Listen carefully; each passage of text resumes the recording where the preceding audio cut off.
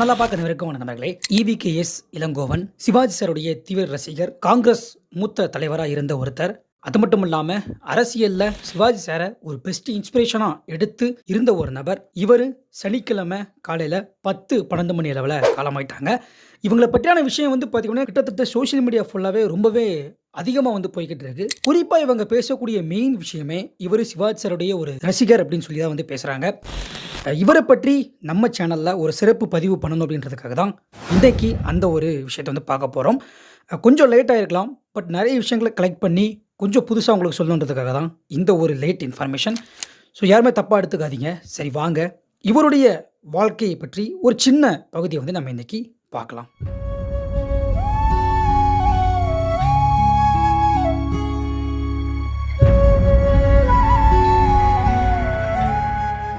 EVKS Elangovan 21 December 1948ல ஈரோட்ல பிறந்த ஒருத்தர். இவருடைய வாழ்க்கை இவ்வளவு சிறப்பா இருந்தாலுமே, இவர்களுடைய முன்னோர்கள பற்றி நம்ம கொஞ்சம் பேசியே ஆகணும். ஏன்னா, ஒவ்வொரு சக்சஸ்ஃபுல் பீப்பிள்ஸுக்கும் அவங்க கரண்ட்ல எவ்வளோ சக்சஸ்ஃபுல்லா இருந்தாலுமே, அவங்கள பற்றியான விஷயங்கள் படிக்கும்போது, அவங்களுடைய முன்னோர்கள் பற்றி கொஞ்சம் படிப்பாங்க. ஆனா, நெறைய பேருடைய முன்னோர்கள் பார்த்தீங்க அப்படின்னா, ரொம்ப பெருசா இருக்க மாட்டாங்க. ஏன்னா, 0ல இருந்து தான் ஒருத்தன் மிகப்பெரிய ரிச்சுக்கு போயிருப்பான்.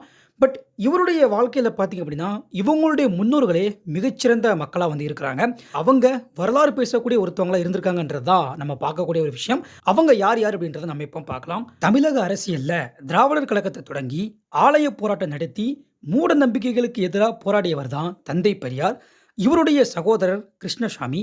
அரசியல்ல ஈடுபட்ட இவருடைய பையன் EVK சம்பத்தையும் அரசியல்ல ஈடுபடணும் அப்படின்னு சொல்லி இழுத்துக்கிட்டாரு. ஒரு கட்டத்தில் திமுக கட்சியில இருந்து பிரிந்த EVK சம்பத் தமிழரசு கட்சி அப்படின்னு சொல்லக்கூடிய ஒரு புதிய அரசியல் கட்சியை தொடங்கினாரு. இதுல அன்னைக்கு பார்த்தீங்க அப்படின்னா, கவியரசர் கண்ணதாசன் உட்பட ஒரு சில கலைஞர்கள்லாம் இருந்தாங்க அப்படின்னு சொல்லி சொல்லப்படுது. அதுக்கப்புறம் ஒரு கட்டத்தில் காங்கிரஸ் கட்சியில தன்னை இழுத்துக்கிட்ட EVK சம்பத் தீவிர அரசியல்ல தன்னை ஈடுபடுத்திக்கிட்டாரு. இந்த நிலையில 1977ஆம் ஆண்டு இவர் மரணமடைந்தாரு. இப்போ இவர் இறந்த உடனேயே அந்த இடத்தை ஃபில் பண்றதுக்காக இன்னொருத்தர் வராரு. அவர்தான் இவருடைய பையன். அது மட்டும் இல்லாம இப்போ நம்ம பேசிட்டு இருக்க EVKS இளங்கோவன். இவரு முன்னாடி சிவாஜி சாருடைய தீவிர ரசிகரா இருந்திருக்காரு. எப்படின்னா, சம்பத் அவர்களும் சிவாஜி சாரும் ஒரு சிறந்த நண்பர்களா இருந்திருக்காங்க. அதன் மூலமாவும் சரி, இப்போ கலையிலேயுமே சிறந்த ரசிகராக இருந்திருக்காரு.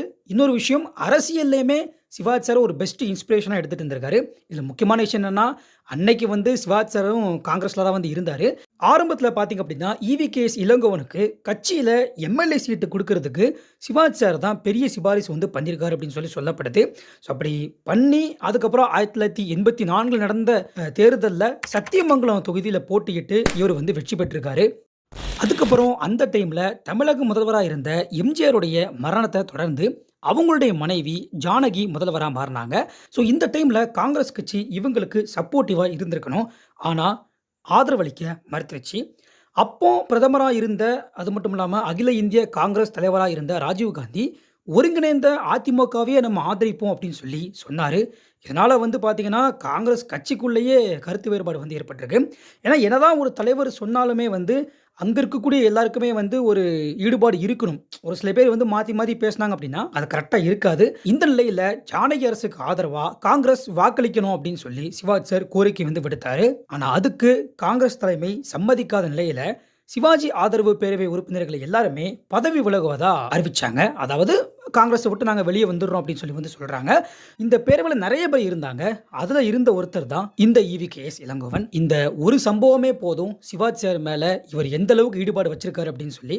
அதுக்கப்புறம் பார்த்தீங்க அப்படின்னா, சிவாஜி சார் தனியா தமிழக முன்னேற்ற முன்னணி அப்படின்னு சொல்லக்கூடிய ஒரு கட்சி ஆரம்பிச்சாரு. அந்த கட்சி ஆரம்பிச்சு அதிமுக ஜானகி அணியோட கூட்டணி அமைச்சு 1989 சட்டப்பேரவை தேர்தலை சந்திச்சாங்க.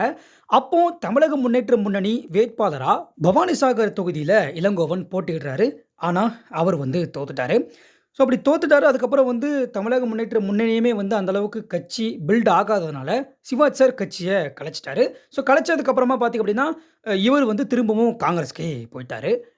இவரை பற்றி இன்னும் நிறைய விஷயங்கள் நம்ம பேசலாம். ஆனால் இவரை பற்றி பேசணும் அப்படின்னா, அரசியல் சார்ந்த நிறைய விஷயங்களை நம்ம பேசலாம். பட் நம்ம பேசணும் அப்படின்னு சொல்லி நினைக்கக்கூடிய ஒரு பகுதி அப்படின்றது இவ்வளவு தான் நான் சொல்லியிருக்கக்கூடிய ஒரு விஷயம். அதுக்கப்புறம் பார்த்தீங்க அப்படின்னா, இப்போ ரீசெண்டாக காய்ச்சல் காரணமாக நவம்பர் 11ஆம் தேதி மருத்துவமனையில் அனுமதிக்கப்பட்டிருக்காரு. அங்கே வந்து நுரையீரல் பாதிப்பு இருக்குது அப்படின்னு சொல்லி உறுதி செய்யப்பட்டிருக்கு.